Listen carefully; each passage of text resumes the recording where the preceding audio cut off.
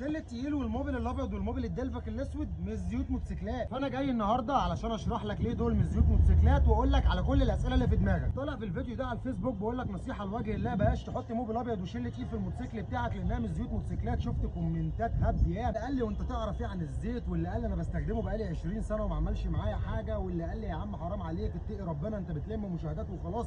فانا جاي النهارده علشان اقول لك ليه دول مش زيوت موتوسيكلات. ده زيت عربيه وده زيت عربيه وده زيت عربيه. وببساطه يا صديقي الشركه لما بتيجي تصنع الزيت بتبقى عارفه انه يتحط في موتور عربيه، فما بتحطش اي خصائص للجير بوكس عندك. بالعكس انت كموتوسيكل الزيت بتاعك بيطول الجير بوكس وبيطول ورق الدبرياج ان الكلاتش عندك مبلل وبيطول ملف الكهرباء. اصل احنا عندنا في العربيات زيت الفتيس سواء اوتوماتيك او مانيوال لوحده، انما انت يا موتوسيكل زيت الفتيس والموتور مع بعض. فعلشان كده انا بقول لك لازم تحط الزيت واخد اعتماد من جاسو، واللي جاسو ده اللي هو المعهد الياباني اللي بيطمن ان الزيت امن على الجير بوكس عندك وملف الكهرباء ورق الدبرياج. كمان لازم زيت الموتوسيكلات يبقى 4 تي يعني 4 ستروك يعني 4 شهور، غير الاضافات اللي بتبقى محطوطه في زيت العربيات ما تنفعش انت عليك ككلاتش مبلل، والاضافات اللي بتبقى محطوطه في زيت الموتوسيكلات ما تنفعش موتور العربيه. مثال يا صديقي حتى في كتالوج الموتوسيكل، تعالوا نفترض ان كتالوج موتوسيكل بوكسر يقول لك 20 دبليو 50 اي بي اي اس ال الجاسو ام اي 2، اللي الجاسو ده اللي انا قلت عليه ايه لازم يبقى مطابق مع الموتوسيكل بتاعك. هنا بص 20 دبليو 50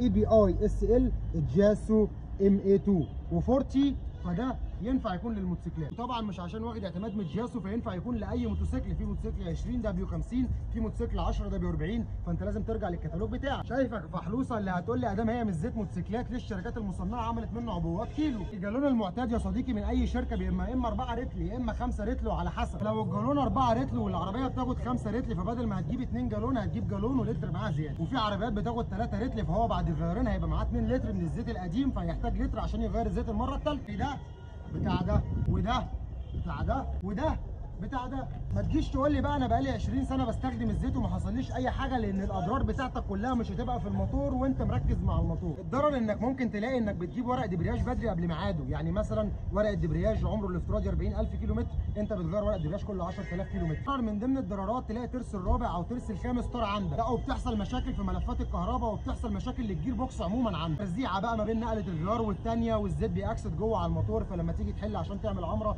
تلاقي الموضوع بهوى منك. اصل انا قلت لك يا صديقي في واحد بيدخن مات وهو عنده 20 سنه ونفس الشخص بيدخن مات وهو عنده 100 سنه، فمش معنى ان ربنا سترها معاك يبقى هو ده الصح. يبقى انا رديت على كل الاسئله اللي في دماغك وعرفتك ايه الفرق ما بين زيوت الموتوسيكلات وما بين زيوت العربيات. وكالعاده انا احمد السويسي، كل يوم فيديو جديد عن عرض جديد ومعلومه جديده، فعشان يوصل لك كل جديد اعمل لنا متابعه. سلام.